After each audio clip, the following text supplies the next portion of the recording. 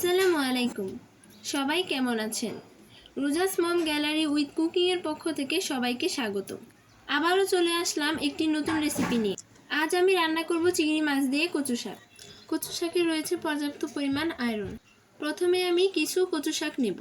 শাকগুলো কেটে ভালো করে ধুয়ে নেব। চুলা অন করে চুলায় একটি পাত্র বসিয়ে পাত্রে শাকগুলো দিয়ে দেব। কিছুটা লবণ দিয়ে শাকগুলো ঢেকে দিব সিদ্ধ হওয়ার জন্য। ঢাকনা খুলে শাকগুলো উল্টিয়ে দেব।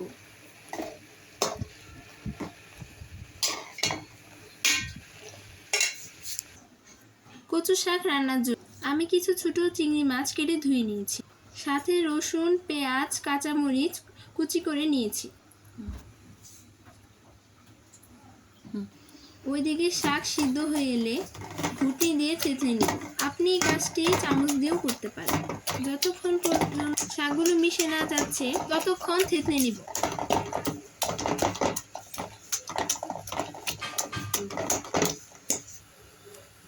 শাকগুলো থেতলানো হলে সেখানে আধা চামচ হলুদ গুঁড়ো, 1 চামচ মরিচ গুঁড়া ও 1 চামচ ধনিয়া দিয়ে ভালো করে মিশিয়ে নেব। সাথে কিছু কাঁচামরিচ কুচি দিয়ে দেব। শাকের সাথে সব উপাদান ভালো করে মিশিয়ে নেব। সাথে আধা চামচ আদা বাটা, রসুন বাটা ও জিরা বাটাও দিয়ে দেব। আবারও শাকগুলো ভালো করে মিশিয়ে নেব।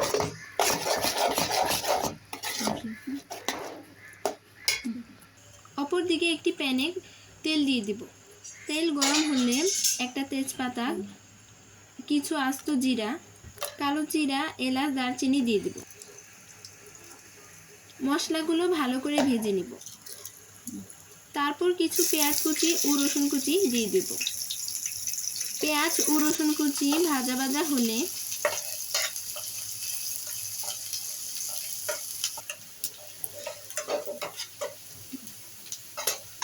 ধুয়ে রাখা চিংড়ি মাছগুলো দিয়ে ভালোভাবে নেড়ে নেব।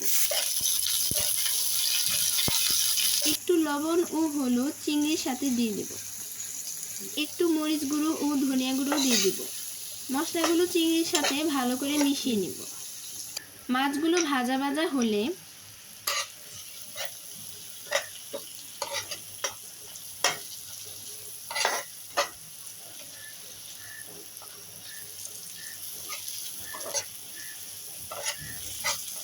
কিছুক্ষণ পর সিদ্ধ করে রাখা কচু শাকগুলো দিয়ে ভালো করে মাছের সাথে মিশিয়ে নেব।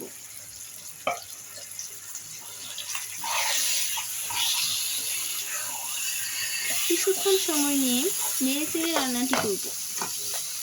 পানি শুকিয়ে শাকগুলো ভাজা ভাজা হলো 10 মিনিট পর চুলা থেকে নামিয়ে নেব। তো তৈরি হয়ে গেল আপনার প্রিয় ছোট চিংড়ি দিয়ে কচু শাক রান্না। এটা খুব সুস্বাদু ও পুষ্টিকর। কচু শাকে রয়েছে প্রচুর পরিমাণে আয়রন। এটি শরীরের রক্ত স্বল্পতা দূর করে ও দুর্বলতা কমায়। রেসিপিটি ভালো লাগলে চ্যানেল সাবস্ক্রাইব করে আমাদের পাশে থাকুন। আবারও চলে আসবো নতুন কোনো রান্নার রেসিপি। সবাই সুস্থ